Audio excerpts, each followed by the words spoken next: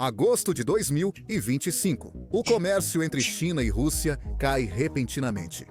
Exportações da China para a Rússia em yuan caíram em agosto, registrando a maior baixa desde fevereiro. Exportações da China para a Rússia caíram mais de 16% e as da Rússia para a China quase 18%. Esses números são um alerta para um relacionamento que já foi uma tábua de salvação. Algo está se rompendo. Mesmo assim, poucas semanas depois, Vladimir Putin está em Pequim, caminhando ao lado de Xi Jinping em um desfile militar. Tapetes vermelhos estendidos, câmeras disparam. A coreografia é impecável. De fora parece unidade, dois gigantes firmes contra o Ocidente. Por trás da aparência, as rachaduras aumentam e a confiança some. E a China está recuando lentamente, deixando a Rússia mais isolada do que esteve em décadas. Isso não é só uma desaceleração, mas o início de um desmantelamento geopolítico. Essa fratura vai além de uma discordância. Mudança estratégica com consequências reais. Por anos, a Rússia dependeu fortemente da China para resistir à pressão do Ocidente. Após a invasão da Ucrânia, em 2022, Moscou enfrentou fortes sanções e a Europa reduziu muito as importações de energia. Estados Unidos da América congelaram ativos e bloquearam tecnologia. E o acesso da Rússia a finanças globais, maquinário e bens de consumo colapsou quase da noite para o dia. Com o colapso total, a China salvou Moscou, que logo voltou seu comércio para o leste. Empresas chinesas ocuparam o espaço das ocidentais. E o petróleo e gás russos começaram a ir para portos chineses. Eletrônicos, veículos e peças industriais inundaram a Rússia, reabastecendo prateleiras antes vazias. O Kremlin chamou isso de uma guinada para o leste. E por um tempo, parecia que essa guinada tinha futuro. Em 2023, o comércio bilateral bateu recorde, com exportações russas em alta e importações chinesas equilibrando o mercado interno. Os dois governos se elogiaram, firmaram novos acordos energéticos e discutiram um mundo multipolar. Isso foi apresentado como um realinhamento de longo prazo. Mas hoje, esse impulso desacelerou drasticamente, e os números mostram isso claramente. Antes vista como uma relação comercial próspera, agora está enfraquecendo. O que pode ter dado errado em tão pouco tempo? Bem, o motivo é simples. A China já comprou o que precisava. Nos 2 primeiros anos da guerra na Ucrânia, a China se apressou em comprar petróleo, gás e carvão russos baratos. Também vendeu bens, carros e eletrônicos russos para substituir o que empresas ocidentais deixaram. Atualmente, as reservas de energia da China estão cheias após serem acumuladas durante o período de descontos. Com a transição energética, mais energia solar, eólica e refino doméstico não precisa comprar no mesmo ritmo. A Rússia está descobrindo da maneira mais difícil que a China não vai expandir suas compras apenas para salvar a economia de Moscou indefinidamente. E é exatamente aí que a ilusão se desfaz. Demonstrações de unidade, discursos de amizade sem limites e anúncios de gasodutos visam mostrar que a Rússia tem um parceiro confiável. Mas fora dos holofotes, o relacionamento é diferente. A China é cuidadosa, cautelosa e não está disposta a se arriscar por Moscou quando os custos são altos demais. E agora, esses custos estão super altos e aumentando. Vamos dar uma olhada rápida em por que há um preço tão alto a pagar pela lealdade de Pequim. Sanções são o foco dessa pressão. Não só as regras em vigor desde 2022, mas uma nova onda está mudando tudo. Com a mais recente investida de Trump, os Estados Unidos expandiram suas sanções para atingir não apenas empresas russas, mas também qualquer empresa estrangeira que as ajude a se manter. Isso inclui bancos chineses, fabricantes e fornecedores de tecnologia. Fornecer semicondutores, máquinas avançadas ou serviços financeiros à Rússia pode levar à exclusão do sistema financeiro global. E, para Pequim, essa ameaça é real. Trump não é conhecido por brincar com suas ameaças. E o presidente Xi está plenamente ciente disso. Um erro e o martelo de Trump atingirá Pequim. Em outro momento, talvez a China resistisse mais. Agora não é bom para eles irritarem Trump, já que a economia da China está sob pressão. Simplificando, o crescimento está desacelerando e toda a economia está em caos. O setor imobiliário está em crise. O desemprego jovem cresce enquanto todo o resto está pegando fogo. Seus bancos dependem fortemente do acesso ao sistema do dólar, e seus maiores exportadores dependem dos mercados ocidentais para se manterem lucrativos. A ideia de ser excluída, de ver suas empresas de tecnologia na lista negra ou suas instituições financeiras congeladas, não é algo com que Pequim possa se arriscar agora. Enquanto ainda compra menos petróleo e gás russos, está aos poucos se afastando do restante. A entrega de equipamentos sensíveis caiu, e grandes projetos de infraestrutura foram adiados ou engavetados. Bancos chineses endurecem regras, dificultando que empresas russas movimentem dinheiro ou obtenham crédito. Até mesmo joint ventures, que antes pareciam promissoras, agora estão em um limbo. Toda essa pressão acabou mudando o tom. O que antes era uma cooperação ousada, virou uma hesitação silenciosa. E não dá para culpar a China por isso. Além do comércio e bancos, há sinais de recuo também na tecnologia. Empresas de tecnologia chinesas estão, de forma sutil, desacelerando ou cancelando pesquisas conjuntas com parceiros russos. Acordos de co-desenvolvimento em inteligência artificial robótica e telecomunicações, antes sinalizando cooperação mais profunda, agora são reavaliados ou abandonados. O motivo não é apenas o medo de sanções. A China não quer que suas indústrias avançadas estejam ligadas a um parceiro que considera em declínio. O acesso à tecnologia ocidental é crucial para a inovação chinesa. Se empresas chinesas forem vistas transferindo tecnologia sensível para russas sancionadas, Europa ou Estados Unidos da América podem retaliar. Pequim não quer correr esse risco. Também cresceu a demanda russa por chips avançados, infraestrutura de inteligência artificial e sistemas em nuvem. O fornecimento da China está caindo, não só pela pressão de Washington, mas porque as empresas chinesas conhecem o custo de serem pegas. Em alguns casos, eles estão roteando as entregas de tecnologia por meio de terceiros países ou cancelando completamente os acordos. Isso é um desacoplamento silencioso, não anunciado nem reconhecido, mas que já remodela a colaboração entre os dois países. Para a Rússia, perder tecnologia avançada pode ser mais prejudicial que perder mercados. Isso reduz a inovação, enfraquece suas indústrias de defesa e aprofunda o isolamento que queria que a China solucionasse. A estratégia de Trump é clara e eficaz: tornar o custo de ajudar a Rússia maior que o benefício. Ele não depende só de pressão silenciosa. Em setembro de 2025, ele pediu à OTAN e à União Europeia que imponham tarifas altas a produtos chineses caso Pequim continue comprando petróleo russo. Ele também está pressionando por sanções secundárias que atingiriam diretamente empresas chinesas, incluindo aquelas envolvidas em energia, finanças e tecnologia. Não é preciso ser um gênio para entender a mensagem que Trump está enviando. Basicamente, se você apoiar Moscou, vai pagar o preço. A Europa também tem adotado postura mais rígida com Pequim. Líderes europeus tentam manter diálogo, mas cresce a preocupação com o apoio discreto da China à Rússia. A União Europeia passou a coordenar-se mais com Washington sobre sanções secundárias e reforçou o controle de exportação de tecnologias sensíveis. Até a Alemanha e França, antes cautelosas com a China, agora alertam sobre seu duplo papel.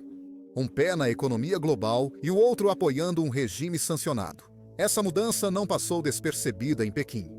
Ignorar a pressão de Washington é uma coisa, mas arriscar tensões comerciais com a União Europeia, um dos principais mercados de exportação da China, é outra bem diferente. Isso é arriscar um mercado de 500 bilhões de euros. Para autoridades chinesas que buscam estabilizar o crescimento e evitar turbulências econômicas, isso é mais um motivo para evitar apoiar Moscou de forma arriscada. A visão interna dos chineses sobre a guerra da Rússia também influencia essa decisão. A mídia estatal chinesa evita criticar a Rússia, mas também raramente celebra a guerra. O sentimento online foca mais na economia chinesa, empregos e moradia. Entre os jovens, o apoio para maior proximidade com Moscou é apenas morno. Não há interesse público em entrar no conflito de outro, ainda mais sem vitória clara. Parece que ninguém na China está com pressa de empurrar a Rússia. Neste momento, todo o país está focado na autopreservação. Por isso, líderes chineses agora priorizam estabilizar a economia doméstica em vez de sustentar um país que virou mais passivo do que ativo. Isso não quer dizer que a parceria acabe de repente, mas mostra que a China impõe limites claros. Quanto mais pressão Washington faz, mais rígidos ficam esses limites, o que é perigoso para a Rússia. E para Putin, bem, ele provavelmente está chorando na cama por causa disso. Toda a guinada para o leste foi construída com base na suposição de que a China sempre estaria lá, pronta para comprar, vender e investir, não importa o que acontecesse. Mas essa suposição está desmoronando, deixando a Rússia tão exposta. Ele só está percebendo agora que a China vai ajudar quando isso for do interesse dela. Mas ela não vai sangrar pela Rússia. Não agora, não sob esse tipo de pressão. E como se isso já não fosse ruim o bastante, a China não é a única recuando. Grandes parceiros da Rússia também recuam. A Índia, antes grande fonte de energia para a Rússia, após 2022, agora também está esfriando a relação. Entre maio e agosto de 2025, as compras indianas de petróleo russo caíram mais de 30% e os embarques à vista quase reduziram pela metade em relação ao ano anterior. Contratos de longo prazo estão sendo renegociados discretamente e novos acordos estão emperrando. Algumas refinarias indianas estão exigindo descontos maiores, enquanto outras estão transferindo mais volume de volta para fornecedores do Golfo. O motivo? Sanções secundárias já têm efeito. Instituições financeiras, seguradoras e empresas de transporte ligadas ao petróleo russo enfrentam maior escrutínio do Ocidente. Para empresas indianas, o custo de associação cresce rapidamente, situação semelhante à da China. Mas, ao contrário da China, a Índia não tem a escala ou a ambição estratégica para absorver esse tipo de pressão. Ela comercializa globalmente, e os mercados ocidentais ainda são muito mais importantes para Delhi do que o petróleo com desconto jamais será.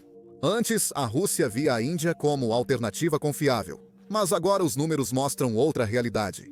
O apoio que Moscou tinha fica cada vez mais transacional, e esse mercado menor impacta o cenário geral. O pivô para o leste, antes visto como fuga da Rússia do isolamento ocidental, agora perde força. A China está traçando limites. A Índia está apostando em várias opções e as sanções estão apertando ainda mais. Isso deixa a Rússia com cada vez menos opções. Esse aperto energético expõe a vulnerabilidade central. A Rússia, antes principal fornecedora de energia para a Europa, agora depende de poucos compradores, todos mais poderosos que ela. E em nenhum lugar, esse desequilíbrio é mais visível do que em seu relacionamento com a China.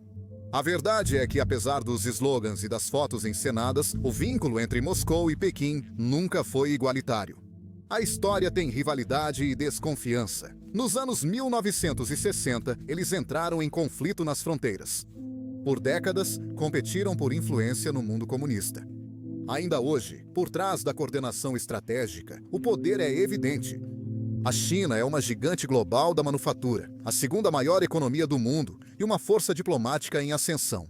A Rússia, por outro lado, está cada vez mais reduzida a exportar matérias-primas e importar a tecnologia que já não consegue obter do Ocidente. A China ocupa esse espaço, não por lealdade, mas por influência, que é o que define a relação. Se você viu Suits, Power ou Game of Thrones, sabe que influência é essencial e a China tem alternativas. Ela pode comprar petróleo do Golfo, carvão da Indonésia e gás da Ásia Central. Ela pode vender seus produtos para a África, América Latina, Europa e mais. A Rússia, por sua vez, foi expulsa dos mercados ocidentais, sancionada ao isolamento e agora depende fortemente da demanda chinesa para manter sua economia funcionando. Isso não é uma parceria, é uma hierarquia com Pequim no topo. E não é só a Rússia que passa por isso. Em toda a África, Sudeste Asiático e partes da América Latina, a estratégia da China é parecida. Ela concede empréstimos, constrói infraestrutura e abre mercados, sempre priorizando os interesses de Pequim. Sri Lanka, Quênia e Laos perceberam que o apoio chinês costuma ter condições ocultas. Dependência sem a capacidade de negociar. Em cada relacionamento, a China maximiza sua influência, usando sua escala, capital e peso diplomático para moldar os resultados conforme seus próprios interesses. Com a Rússia, a diferença é que esse desequilíbrio agora é público e está se tornando cada vez mais acentuado a cada dia. O desequilíbrio vai além do comércio e alcança a geopolítica. A Ásia Central, antes sob influência de Moscou, agora é transformada por investimentos chineses. Por meio da iniciativa Cinturão e Rota, Pequim investiu bilhões no Cazaquistão, Uzbequistão e em outros países da região. Estradas, ferrovias e oleodutos são construídos com dinheiro chinês, criando relações duradouras. Já a influência russa, antes apoiada por forças militares e laços históricos, está enfraquecendo. Líderes da região seguem se reunindo com Moscou, mas consideram Pequim um parceiro mais estável e generoso. Para a Rússia, isso é humilhante. Putin só pode assistir a China assumir o controle de uma região antes dominada por ele, sem disparar um tiro. Até no apoio militar, os limites das parcerias da Rússia são evidentes. Apesar do destaque aos exercícios e reuniões com a China, a situação é mais complexa. A Rússia, provavelmente, queria que a China fosse mais como a Coreia do Norte, ousada, confrontadora e disposta a enviar armas contra a Ucrânia. Mas a China traçou um limite claro. Ela não fornecerá ajuda letal à Rússia para a guerra na Ucrânia. Embora ambos considerem a relação uma parceria sem limites, Pequim evita exageros. Enviar armas poderia resultar em sanções do Ocidente e prejudicar os laços econômicos da China com Europa e Estados Unidos da América. A Coreia do Norte, por outro lado, não enfrenta nenhuma dessas pressões. Já isolada e sob sanções, Pyongyang tem enviado artilharia e mísseis para apoiar a guerra da Rússia. Para a Coreia do Norte, apoiar a Rússia aumenta sua influência, desafia o Ocidente e fortalece sua posição. Ela tem pouco a perder e usa a confrontação como estratégia. Isso é evidente. A Coreia do Norte assume grandes riscos porque tem pouco a proteger. A China é muito mais cuidadosa porque tem interesses globais a defender. A Rússia pode desejar mais ajuda da China, mas Pequim já decidiu: não pagará pela guerra alheia. O YouTube acabou de fazer um anúncio impressionante. Está pagando aos criadores 64 milhões de dólares por dia. Por quê? Porque o YouTube não tem criadores suficientes. Por isso você vê vídeos com menos de 1.000 visualizações na sua página inicial, como este. Isso não quer dizer que todos devam criar um canal. Mas se você já pensou em começar um no YouTube, especialmente sem mostrar o rosto, agora é um ótimo momento. O YouTube paga milhões diariamente a criadores e está promovendo mais canais novos e pequenos do que nunca. Mas tenho certeza de que você tem muitas dúvidas sobre como começar e fazer um canal crescer. Recebemos perguntas no nosso e-mail o tempo todo de alguns de vocês. Por isso, reunimos todos os nossos conselhos sobre o YouTube em um só vídeo gratuito na plataforma. Se você quer iniciar um canal no YouTube, assista a este vídeo clicando no link na descrição ou no card na tela. O mesmo desequilíbrio acontece na infraestrutura. O gasoduto Força da Sibéria, 2 visto em Moscou como avanço estratégico, é na verdade um acordo feito só para atender aos interesses chineses. Com a China como único comprador, ela define ritmo, termos e preço. Enquanto países europeus pagam mais de $400 por 1.000 metros cúbicos de gás russo, a China paga cerca de 270. A diferença não é só econômica, mas também de influência. Isso pode explicar por que Pequim não tem pressa em avançar no projeto. A construção continua lenta, o financiamento é vago e os prazos continuam sendo adiados. Para a Rússia, o gasoduto é uma tábua de salvação. Para a China, é apenas mais uma opção energética flexível, que pode adiar ou reduzir. Ao contrário do que muitos pensam, o gasoduto não simboliza parceria igualitária, mas sim dependência. A Rússia pode exibir o acordo como sinal de força, mas em segredo sabe a verdade. A China está comprando barato, ditando as regras e segurando todas as cartas. Tudo isso resulta em um relacionamento mantido mais pelas aparências do que pela substância. Em público, é apresentado como um laço sem limites.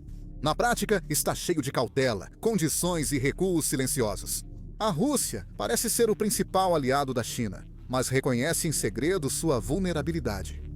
Pequim aposta no longo prazo. Sua relação com a Rússia é estratégica, não baseada em lealdade ou ideologia. A imagem dos 2 líderes lado a lado envia uma mensagem ao Ocidente. Mas, nos bastidores, a China está calculando seus próprios riscos. E a conta, na verdade, é bem simples.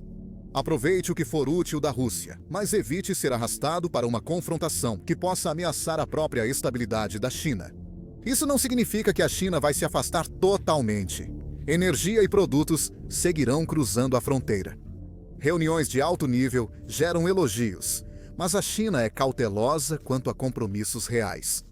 Tudo é calculado para evitar cruzar a linha que desencadearia sanções secundárias. Aqui o mito dessa parceria perfeita começa a ruir. O que estamos vendo, na verdade, é a criação de um meio-termo, apenas o suficiente para manter o relacionamento vivo, mas não o bastante para ser arrastado junto com ele. Esse meio-termo frustra a Rússia. Do ponto de vista do Kremlin, eles esperam apoio ativo, mas tudo o que recebem é diplomacia, comércio limitado e uma sensação crescente de isolamento. Sempre que um novo acordo é anunciado, as letras miúdas mostram que a China lucra bem mais que a Rússia. A crescente dependência é uma das maiores fissuras na relação e mostra que os países seguem caminhos diferentes. A China busca influência global, diplomacia e liderança econômica. A Rússia escolheu o confronto, o isolamento e o desafio. Esses caminhos só se cruzam por um tempo. Eventualmente, eles se separam. E eles já estão se separando. O fim da parceria China-Rússia deixou de ser só uma preocupação bilateral. É um sinal ao mundo de que a aliança, antes vista como contrapeso ao Ocidente, é bem mais fraca do que parecia. O que parecia união agora é só um acordo cuidadoso, guiado por desequilíbrio e interesse próprio. Essa mudança já está remodelando as percepções globais. A Rússia, antes central na energia e geopoliticamente forte, agora é vista como cada vez mais isolada. Sua economia está restrita, sua influência diplomática caiu e a lista de parceiros confiáveis diminui. Isso leva Moscou a buscar mercados menores com pouca capacidade e profundidade estratégica. O resultado é o que vimos recentemente. Venda acelerada de petróleo e gás com grandes descontos para financiar a máquina de guerra e manter a economia ativa. Porém, as margens caem e falta infraestrutura para expandir para novas regiões.